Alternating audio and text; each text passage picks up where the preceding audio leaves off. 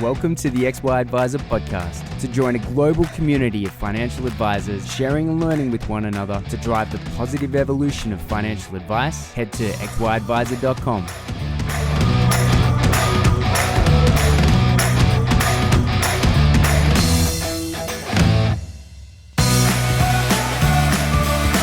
This episode is proudly sponsored by Integrity Life. Just like XY Advisor, Integrity isn't afraid to push for positive change in our industry, especially when it comes to the cost of life insurance. Right now, many Australians are underinsured, but Integrity is working to change all that with sustainable pricing and discounts that last as long as the policy. Next time you need a quote, why not give Integrity a try? Head to integritylife.com.au/XY.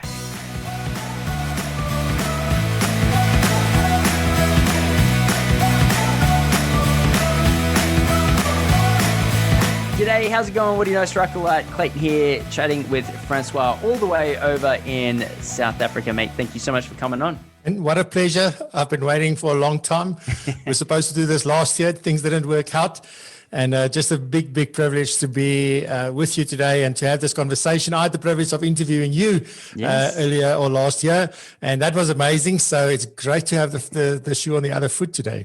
Mate, you're exactly right. I think in a lot of ways you personify the new way of financial planning. You know, like there's certainly a movement that's captured the world, and it's in all these continents at the same time. And you know, I know for a fact anyone that I speak to in the international realm of financial planning, everyone knows you. You've either interviewed them or they've seen what you do, and it's mate, it's a huge benefit to have you here because you're just another piece in that international puzzle that says, you know, financial planning has come of age, and there's more to it than just, you know, simple accounting and simple sort of number bean counting.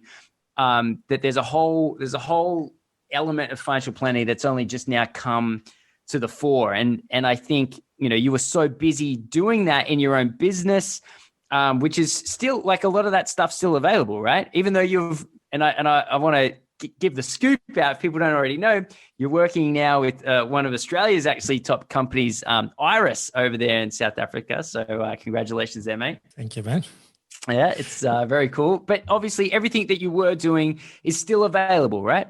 Yeah, absolutely. And, you know, one of the things that even I realized over time as things were moving along, I realized that, you know what, back in the day, almost like I did my CFP certification back in 2012.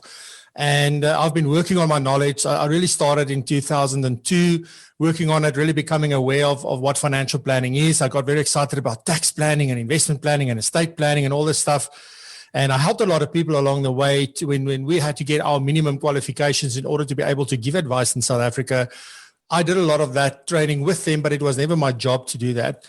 And as time went on, you know, CFP was always that was the pinnacle. That's where you need to get to. And it feels to me like these days it's more of that's the starting point. Yeah. That's the foundation. That's the baseline. That's not the stuff. Because, you know, it's like we need that. Without that, you cannot give proper advice because you're going to cost somebody an arm and a leg, half a kidney, and I don't know, the edge of their liver if you don't know what you're doing. Yes. But the mere fact or the reality is that clients are not interested in that stuff. Yeah. So that's the you know, below the bonnet kind of things that it needs to be there. The engine needs to be there. It needs to work perfectly. But all they care about is getting from point A to point B. So I think there's this whole new world now on top of this where it's all about engagement, understanding, you know, working with empathy. That kind of stuff has now become so much more important and really adding value in a client's life. And that's the exciting part, where something that used to be, that's the end goal, is now the starting point. Yeah, which I think is amazing. That's such a great way of putting it, mate. Yeah, like the technical prowess is now a ticket to the game. It's no longer the pinnacle. It is ticket to the game. It's such a great way of putting it. You know, actually another big thing is you're changing format. You're changing name of your podcasting and of your show. It's now called PROpulsion. Talk to us about, you mentioned you were inspired to change it through the next gen guys over there in the UK. And so you're looking to do a little bit more. Where is it headed? Like, what do you want to start doing that you weren't doing before? Yeah, so just maybe a little bit of background of where it came from, and specifically the name PROpulsion, because when you write propulsion, it's pro in capital letters and then pulsion. And it really, I thought, that says more than, obviously the word propulsion is amazing because it means to drive or push forward. If you go look at what Google says that means, I hope they're right, but it means to drive and push forward. And it's for me about, if you have ambition and you have drive and you're never happy with where you are, and it doesn't matter what comes your way, you just want to push forward and push through and just grow and grow and grow. And what we just actually spoke about, that, what used to be the thing is now the ticket to the game, as you so eloquently put it, that means that things are evolving, and how exciting is that? And unfortunately, some people are still stuck, and they will stay stuck for a long time because they haven't gotten the message yet, or they don't think that in their lifetime possibly. But that's where propulsion came from. So when I started the actual podcast, the audio version, so just like we're doing now, that was back in 2019, and I was looking for a name, and that's actually was the name of the podcast. So my business was called Francois du Toit Consulting and Technology, nothing to do with propulsion. But over time, people started linking what I do to the podcast and to propulsion. And when they thought about it, they were always referring back to propulsion. And I thought, that thing is starting to build a bit of a brand. And as time goes on, and because I'm now with Iress and that, I want to move away from my personal name and leave propulsion to be. And, we've already last year rebranded the website. We did a total rebrand of propulsion. So already the business was going to start trading and is trading as propulsion, learning and technology. So we still kept the learning and technology. But the show that I started last year, which was a live show, it's a live video show. And a lot of people call that a podcast as well. I guess it could be. I view it as a show because there's video production and there's live stuff and there's a whole host of equipment here that I don't normally use when we do podcasting. But that's why, and that was just called Virtual Coffee with Francois. And that was born out of a necessity for me to stay sane when South Africa went into lockdown. I can't tell you how scared I was, not of getting sick or anything like that. It was like, was my business going to survive? Because everybody that I did business with could not do squat. They couldn't do anything. We weren't set up to do anything remotely. Very few people already were meeting virtually with clients. So I just, because the live thing was something I wanted to do, and I actually did a test back in, I think it was February, just to test it out. But man, can I tell you, the very first one I sat here, I was thinking it was just going to be a Q&A. Every day I'm going to be here live and just going to ask, or people will ask me questions, I will answer. And then it was crickets. There was one guy in that very first one. And I very quickly realized that, Francois, you need to come up with a topic or a theme. But that's how the show was born. And all I'm doing now, because I also get bored with things quite quickly, and I want things to evolve and get better and more punchy and more fun. And I've always tried to be like, I don't try to be funny. I always say, if you try to be funny, don't be. If you are funny, that's great. But that was one of the things that I just want to have fun when I do this. I want my guests to have fun. I don't want them to be stressed when they're on the show and that kind of stuff. So what I now decided to do is also to call it Propulsion Live. So there will be the distinction between Propulsion Live and the Propulsion Podcast. So the podcast we will also put out the audio version of the show onto there. We're going to edit out some of the stuff, but then that will also be available afterwards to listen to if people don't make the show. And I think it's actually I've got a very, Mark Lang down in Melbourne, if I'm not mistaken, is a regular viewer. He always says hi. He's there every single week, 7:00 South African morning. That's when we go live on a Friday. And Mark is there and he says hi and all of that. So it feels like I know Mark.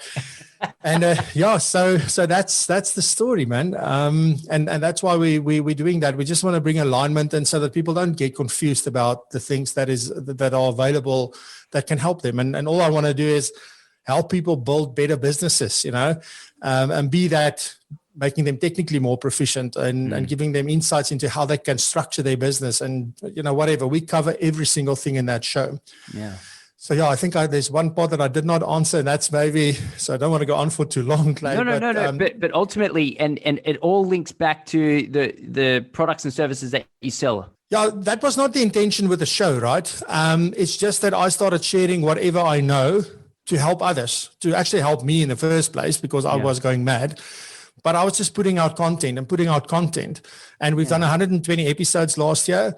And it's, I just said the other day, that's like the Bible for like financial planning, business and practice and whatever you want to call it, because I share literally everything I know. The one thing that we don't cover in the show, particularly, are technical stuff. So we don't talk about tax and estate planning and those kind of things. We talk about business and marketing and sales and relationship building and all that kind of stuff. So that's more the focus. And then I interview guests from around the world, a lot from South Africa, but also many people from around the world.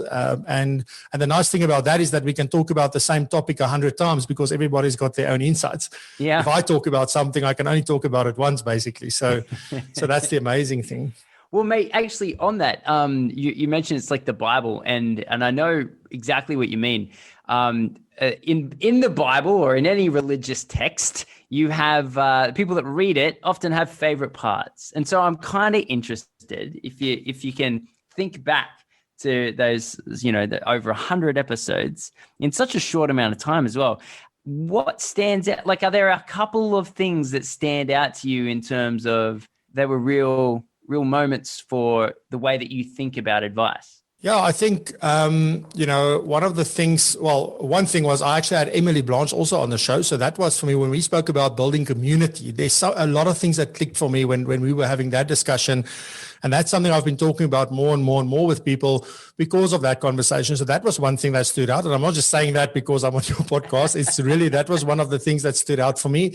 Then there was another episode that we did during August with, we had a Women's Month series where I only interviewed women on the show during August. And we're also trying to do a lot more women guests. So we're getting closer to that 50-50 split. But I spoke to a lady called Jay Naidu. Now, I used to work with Jay at one of the big insurance companies here in South Africa. She has subsequently left there as well. And she's busy farming somewhere in I don't even know where. But we spoke about extremes. And that was phenomenal. That episode did so well. Because it's about always this thing like we're over here on the left-hand side and then we want to move all the way over to the right-hand side. And I don't know, I feel like the answer is somewhere in the middle. We'll never find the exact middle. But we always try to go from when this is wrong, then we go right to the other extreme. And that's not right, although it could be on the right-hand side. It's still not right. So we were really getting into that discussion. So that is something that really stood out for me. The 50th episode, when we celebrated that, I had Ross Bernstein from the US on the show. And he is somebody that is into sports. So he's a journalist into sport, but he has written, I don't know how many books. And we were talking about, how do you build momentum? And that was right in the middle of lockdown, because when we started lockdown, that was day 50 of lockdown, because we did a daily show at that point. Wow. And that one definitely stood out. Kobus Klein always stands out. He shared very practical ways of how he gets his clients to become advocates for him. So that was a very powerful one. That's cool. Brian Parsley, brilliant one as well. And then Sandra Forte was also, it was very practical, very, so people were very inspired by what it is that he had to say. And there's a whole host of, I'm going to keep you busy. Like there were so many highlights, like everyone was special for me. Even the ones where I was talking, there's certain of those ones that just when I switch it off, when we end the live stream, I just go like, that was nice. I really enjoyed that. So there were a few of them as well. We actually got a best of playlist on the YouTube channel. So if you go search for Propulsion Learning, or you can even search for Virtual Coffee with Francois. It's still under that name, the actual playlist. But there's a top episodes of 2020. So if anybody wants to check that out, just go. You can go to propulsion.co.za/YouTube, and then it takes you straight to the channel, and there you will see the playlist there. But too many to mention, mate. No. And one of the cool things, like content creation, is one of those things where there's obviously an inherent hurdle because the feeling is, I don't particularly want to put something out that represents me if it's not really good. And especially as a professional, as a financial planning professional, I would say that that's amplified because first and foremost, you are a professional. You're a professional service. And second of all, you don't want to be seen to be making mistakes in front of your other peers and also your existing clients and, of course, potential clients.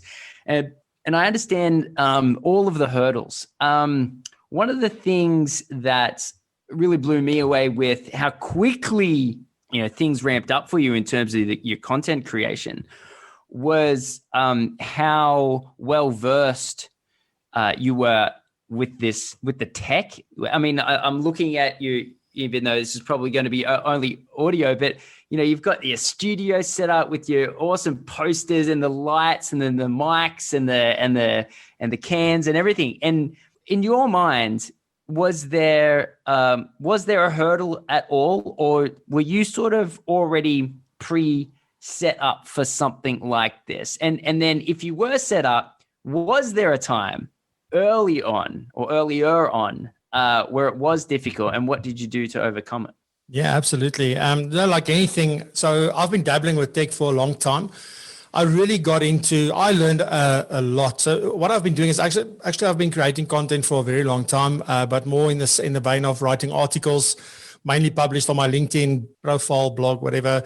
I would publish the same stuff on my website. And then, over time, somewhere, if I send it out by email, one or two of the editors here are on my emailing list. They subscribe to that. And then they would ask, can we publish this, or would you write something on this? So that's how that whole thing started. So I think what is important is maybe, it depends on what you like to do, right? If you're not a writer, don't force yourself. If you're very comfortable talking and speaking, just start off with a podcast, because that's where I also learned the most.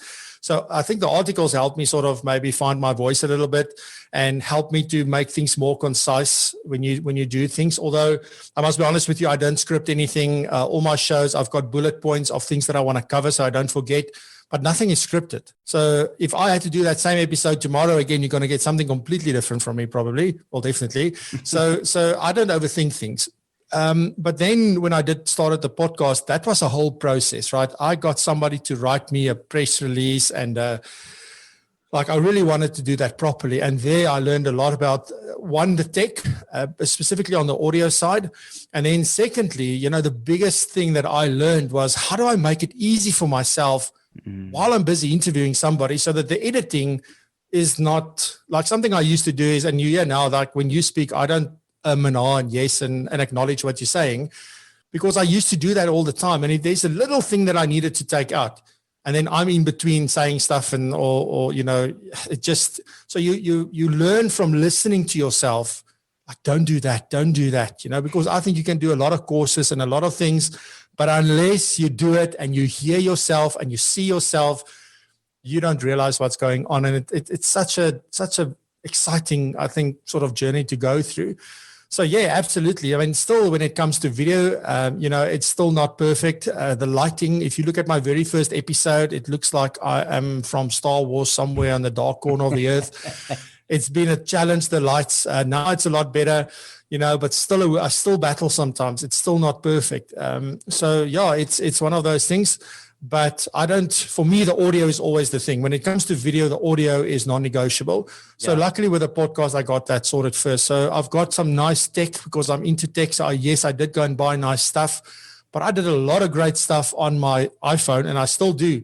Whenever I do something that goes out via my WhatsApp broadcast list or anything, I record it on my phone, I edit it on my phone, and I send it out via my phone. It never goes to a computer.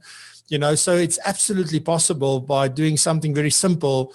Still, the sound is amazing, the light is amazing, the quality of the video is amazing, and there you go. So it's about doing, man. It's definitely the only way to learn. Don't be afraid, and you don't always have to publish what you created. Definitely, yeah. That's another really good point. I think you summarized it super well with it, which was. In a podcast, the difference between a podcast and a general conversation is you just let the other person talk for as long as they want to talk. That's kind of it. Just hold off. And it's hilarious because both our personalities are ones that are we want to support the person who's talking, and saying yes and agreeing along the lines is a really good function, I think, in day-to-day conversation, which I still do, and I'm sure you still do. but it just sounds ridiculous if you're not a part of the conversation, those interjections really stand out. And so it's quite interesting that you sort of summarize it like that. We've seen a bunch of podcasts get launched here in Australia and around the world by financial planners in the last 12 months. And it's always, I guess it's not so much that it's podcasting, it's just the fact that more advisors are standing up and saying, I'm happy to put content next to my name. I've very rarely seen it not work. And by those who do it regularly. Now, how do you do content regularly? Something else that you alluded to before, and it's something that I fully agree with, which is how on earth do you make it easy? And so you've got blogging.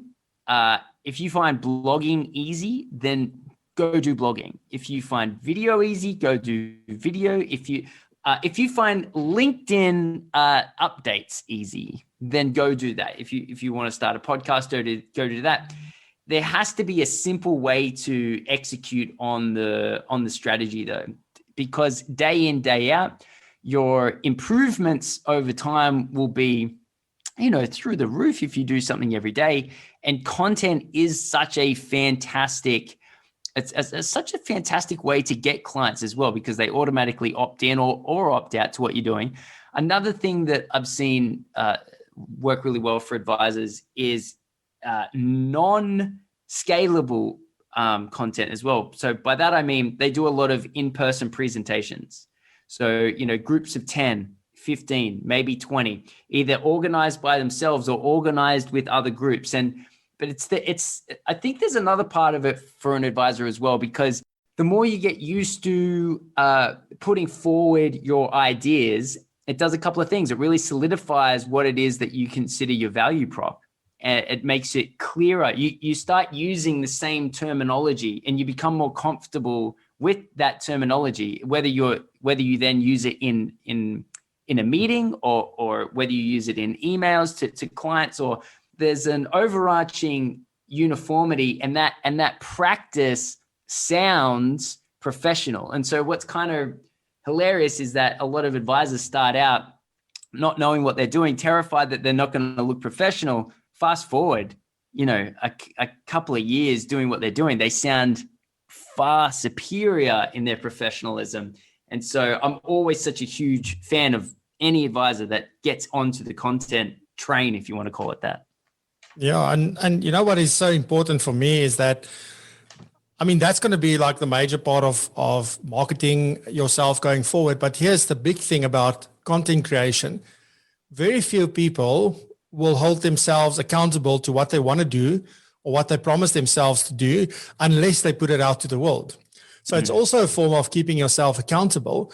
And one of the things that still gets to me a lot is that, I don't know if this, and I've seen this all over the world. I don't know if it's the same on your side of the world, but, often, when we're an advisor that have very strong views and very strong values and ethical sort of ways of working, and like we believe in something so strongly, and there comes out an article or there's some thing that says, oh, there's been this scam or there's been a founding against this advisor or whatever that may be, the very reaction is like, yeah, that's why you need to stay away from it. Again, this is that, and we sort of want to point out the bad apples amongst the bunch.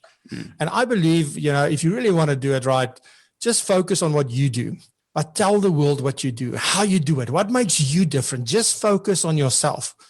That is really the message I want to get out there. Don't worry about the neighbor and the person next door. Don't view it like they tarnishing your name and your profession because if you look at what you do and the next person says, I'm also going to look at what I do and how I do it, the more of us do that, you start leading. And clients are not stupid. They can figure out for themselves, I don't want that, I want this. And then you will attract the right clients, and you don't worry about the other clients that still go and work with the wrong people because they thought that they don't want what you have to offer. So I think we should stop worrying about what others are doing or not doing and just be concerned with what we do And that's the nice thing about building a community, where now you get people who are moving in the same direction. You've got people who want to grow. You've got people who want to change the world. They want to change the way that the profession is viewed. And, they sort of start doing things in a similar vein. And the more that becomes a movement, the more the others will say, maybe there's a better way. Maybe I should reconsider what I'm doing. And that's what I see. So, and content plays such a vital role, and it can be short form content or long form content. Yes. So you can do, as you say, just a post on LinkedIn. The biggest thing about this, the biggest lesson that I learned last year, two things: show up and be consistent. Those two things, then things just happen, and it happens quickly. My mind was blown to say, like, we're on day 50, we're on day 75. I've never created so much content in the last 6 years that I've been doing this ever, because I've never been consistent. I've never done it a little bit every single day, because it was just an hour every day. And suddenly now I sit with 120 hours of content that I can do anything with. Yeah.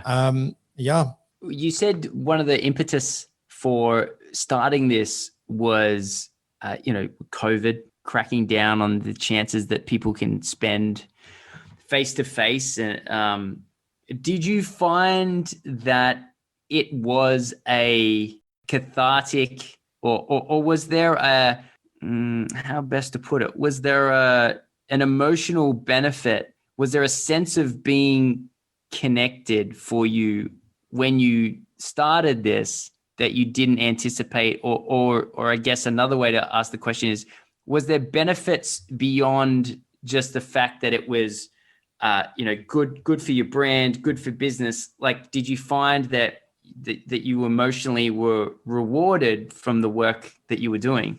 Absolutely. And, when I started this, there was no plan. There was no strategy. There was no reason. I wasn't trying to promote my business.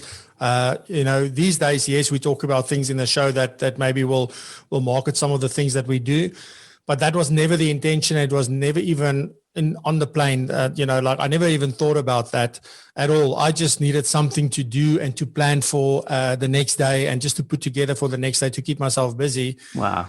And then when the people started sending me messages, when more than 2 people started watching, it made me feel part of something, and it made me feel like, somewhere this is helping someone. And we always say this thing about, if I could only help one person, my day would be made, or my life would have been worth it.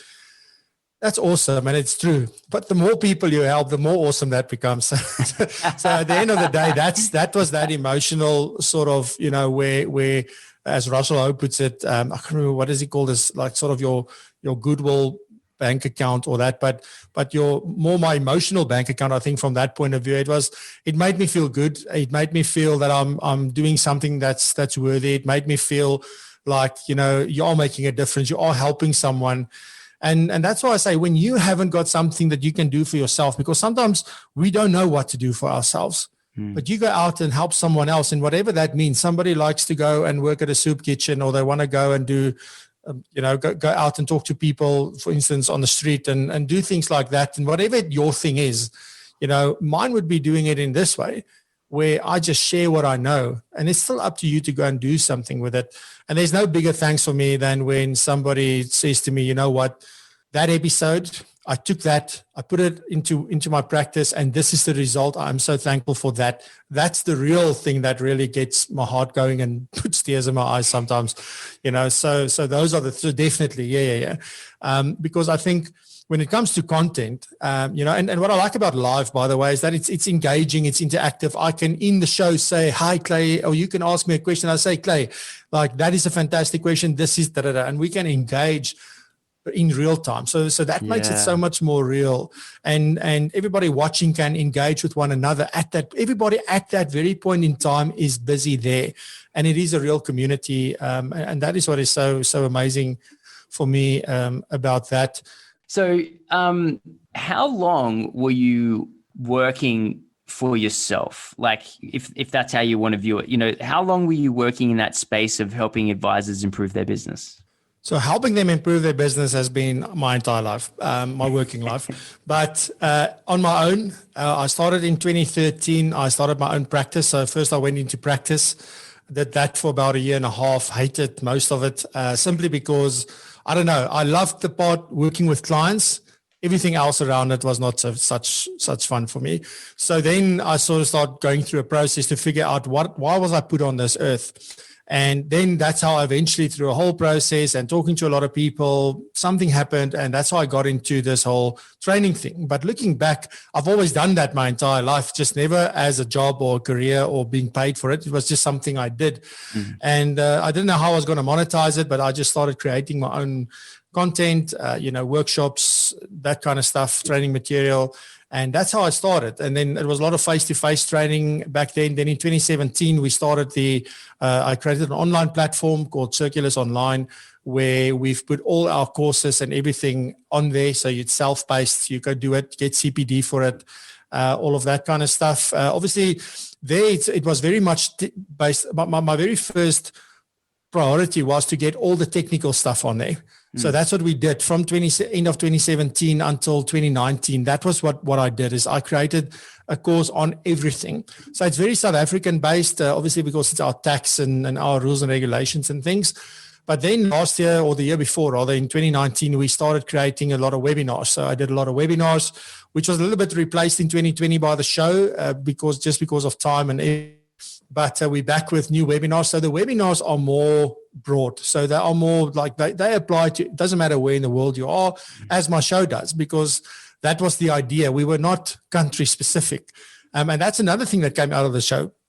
I got to meet you. I got to meet Emily. I got to meet Adam and Dan and Kate. All these people like from all over the world that I connected with and started building relationships with, and we engage on a regular basis. So it wasn't just will you be on my show and then we never talk again and that kind of thing. And I mean, if you look at the guests that were on my show, I would never ever have met those guys and ladies unless this happened. So yes, all of that is available on the platform still, and there's some more stuff coming this year, more webinars coming, and so we also do refresher kind of things, but they are again very South African specific because it's very technical.